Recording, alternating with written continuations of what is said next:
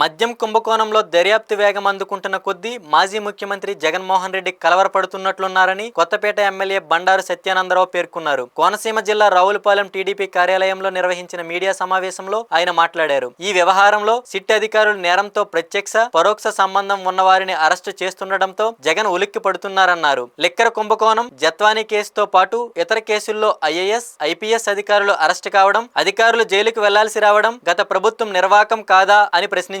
అవినీతి సామ్రాట్ జగన్ రెడ్డి ముఖ్యమంత్రి అయ్యాక అక్రమ సొమ్ము రాష్ట్రంలో ఏరులై పారిందన్నారు. కుంభకోణం చాలా శరవేగంతో ముందుకెళ్తూ ఉంది. ప్రత్యక్షంగానూ పరోక్షంగానూ సంబంధం ఉన్నటువంటి అనేక మంది ఆ కుంభకోణంలో కలుగులోంచి బయటకు వస్తూ ఉన్నారు. మరి జగన్మోహన్ రెడ్డి గారికి ఇలా కలవరం పట్టుకుంది.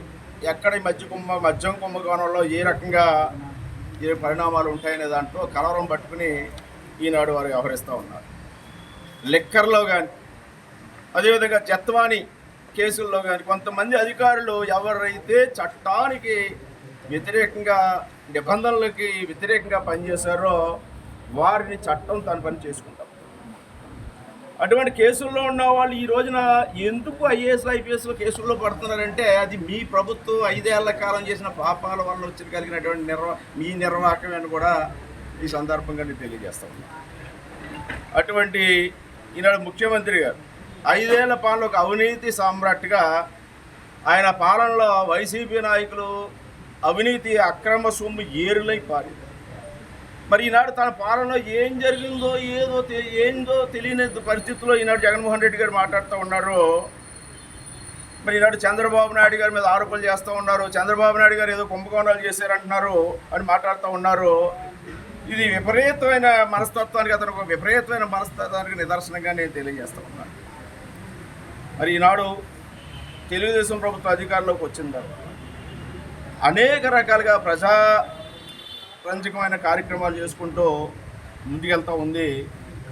మరి ఈనాడు మహానాడు గొప్పగా విజయవంతమైంది. ఆ మహానాడు మీద కూడా వారకలేక దగానాడని, దహననాడిని, అసలు దహననాడు అంటే నాకు అర్థం లేదు. వారు మాట్లాడిన మాటలో ఇక్కడ మరి స్థానిక మాజీ శాసనసభ్యులు జగ్గిరెడ్డి గారు, వైసీపీ నాయకులు మహానాడుని గురించి మాట్లాడుతూ మొన్న అనేక రకాలుగా మహానాడుని కించపరుస్తూ మాట్లాడుతున్నారు. ఇది తెలుగుదేశం పార్టీ ఆవిర్భావం నుంచి కూడా ప్రజల కోసం చేసుకునే పండగ. మరి అనేక నిర్ణయాలు తీసుకుని పెద్ద ఎత్తున కడప వారి జగన్మోహన్ రెడ్డి గారు ఎలాగ అంటారే అలాంటి ఎలాగాలో కూడా బ్రహ్మాండంగా మరి ప్రజాస్పందన పూర్వంగా మహానాడుని విజయవంతం చేయడం జరిగింది. ఇది తట్టుకోలేక, వారవలేక బురద జల్లే కార్యక్రమాల కింద లేనిపోని ఆరోపణలు చేస్తూ ఉన్నారు. దాన్ని నేను ఖండిస్తూ ఉన్నాను. అదేవిధంగా లోకేష్ గారిని భవిష్యత్తు ఇక్కడ ఆయన తెలుగుదేశం పార్టీకి లోకేష్ గారి భవిష్యత్తు ఆయన కూడా నోటుకు వచ్చినట్టు మాట్లాడుతూ ఉన్నారు. అంటే అవినీతితో కూరుకున్న వైసీపీ నాయకులు అవినీతి గురించి మాట్లాడుతుంటే చాలా హాస్యాస్పదంగా ఉంది. మీరు రకంగా చూసుకుంటూ ఉంటే మొన్న ఈ మధ్య చూసాం, గొడగట్లో ధాన్యం కొనుగోలని జరగట్లేదు, గిట్టుబాటు ధర రావట్లేదని మెర్ల సత్యనారాయణ గారి రైతుని జగన్మోహన్ రెడ్డి గారి దగ్గర తీసుకెళ్ళి మరి జగ్గిరెడ్డి గారు చేసిన కార్యక్రమాలు చూస్తూ ఉంటే మరి అది ఏ విధంగా ఉందో అలాంటి ఆరోపణలే మీరు చేసేయండి. అదే రైతుకి 3 రోజుల్లో పేమెంట్ జరిగి గిట్టుబాటు ధరకి, ప్రభుత్వ ధరకి ధాన్యం కొనుగోలు చేస్తే ఆ రైతు చేత మాట్లాడించడం జరిగింది జగన్మోహన్ రెడ్డి గారు. మరి విధంగా వృషభ భూముల గురించి చెప్తా 99 పైసలకు ఇచ్చేసాను. లోకేష్ గారు సవాల్ చేశారు, ఎక్కడైనా నేను 99 పైసలకి వృషభ భూములు ఇచ్చినట్టుగా ఉంటే, మా ప్రభుత్వం ఇచ్చినట్టు ఉంటే నేను రాజీనామా కూడా, మంత్రి పదవికి రాజీనామా చేయడం కూడా చెప్తామని చెప్పి దాని మీద సమాధానం లేదు. మరి విద్యుత్ ఛార్జీల గురించి మీరు మాట్లాడతారు. జూన్ 12న గత సంవత్సరం జూన్ 12న ప్రభుత్వం వచ్చిన తర్వాత ఎంతవరకు ఈ ప్రభుత్వం ఎన్డీఏ కూటమి ₹1 అయినా విద్యుత్ ఛార్జీలు పెంచిందా అని నేను అడుగుతూ ఉన్నాను.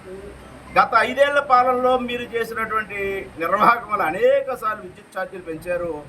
ఆనాడు మీరు పెంచిన విద్యుత్ ఛార్జీలు ఈనాడు ప్రజల పాలన నెత్తిన భారంగా తయారయ్యి అనేది ఈ ప్రభుత్వం ముందు ఏది చెప్తుందో అదే 5 ఏళ్ల కాలంలో రాబోయే జరిగిన సంవత్సరమే కాదు, రాబోయే కాలంలో కూడా ఎక్కడా విద్యుత్ ఛార్జీలు ఎన్డీఏ కూటమి ప్రభుత్వం పెంచబోదు అనే విషయాన్ని నేను స్పష్టంగా తెలియజేస్తూ ఉన్నా.